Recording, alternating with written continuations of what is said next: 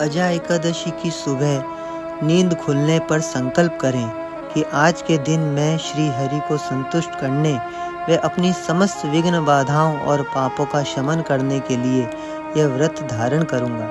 फिर दोनों हाथ देखें, मुखमंडल पर घुमाएं और जिस नथुने से श्वास अधिक आता हो, माने जो नथुना चालू हो, धरती पर वही पैर रखें। नहा धोकर भगवान श्री हरि का पूजन करें, प्राणायाम करें, भगवान नाम जप करें और हो सके तो थोड़े से जल पर ही रहें। अगर जल पर नहीं रह सकते तो नींबू के शरबत पर रह लें। उससे भी नहीं रहा जाता तो थोड़ा सेब फल, पपीता आदि खा लें। उपवास भगवत प्रीति के लिए किया जाए तो तुम्हारा अंतरात्मा भी बलवान होकर परमात्मा ज्ञान पाने में सफल होता है। 29 अगस्त 2024 गुरुवार के दिन आ रही है महापुण्यदायी अजा एकादशी। युधिष्ठिर ने पूछा, जनार्दन, अब मैं ये सुनना चाहता हूँ कि भाद्रपद गुजरात महाराष्ट्र के अनुसार श्रावण मास के कृष्ण पक्ष में कौन सी एकादशी होती है, कृपा बताइए।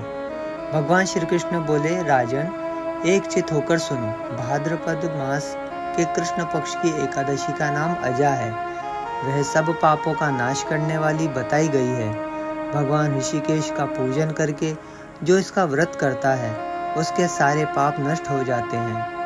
पूर्व काल में हरिश्चंद्र नामक एक विख्यात चक्रवर्ती राजा हो गए हैं जो समस्त भूमंडल के स्वामी और सत्य प्रतिज्ञ थे।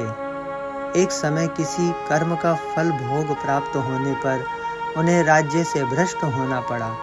राजा ने अपनी पत्नी और पुत्र को बेच दिया, फिर अपने को भी बेच दिया। पुण्यात्मा होते हुए भी उन्हें चांडाल की दास्ता करनी पड़ी। वे मुर्दों का कफन लिया करते थे। इतने पर भी नृपश्रेष्ठ हरिश्चंद्र सत्य से विचलित नहीं हुए। इस प्रकार चांडाल की दास्ता करते हुए उनके अनेक वर्ष व्यतीत हो गए। इससे राजा को बड़ी चिंता हुई। वे अत्यंत दुखी होकर सोचने लगे, क्या करूं, कहाँ जाऊं, कैसे मेरा उद्धार होगा।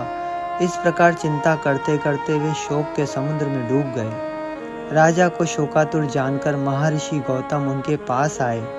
श्रेष्ठ ब्राह्मण को अपने पास आया हुआ देखकर नृपश्रेष्ठ ने उनके चरणों में प्रणाम किया और दोनों हाथ जोड़कर गौतम के सामने खड़े होकर अपना सारा दुख में समाचार कह सुनाया।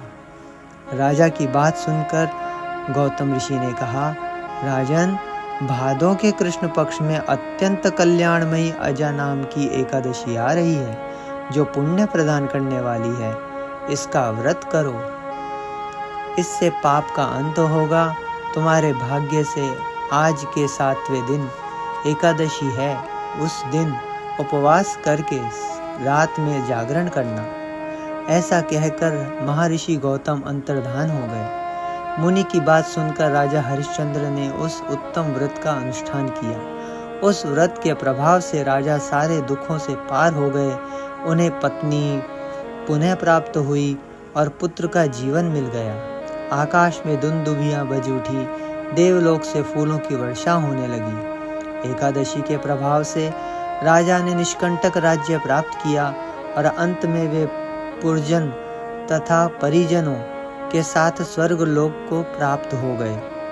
राजा युधिष्ठिर, जो मनुष्य ऐसा व्रत करते हैं वे सब पापों से मुक्त हो स्वर्ग लोक में जाते हैं। इसके पढ़ने और सुनने से अश्वमेध यज्ञ का फल मिलता है।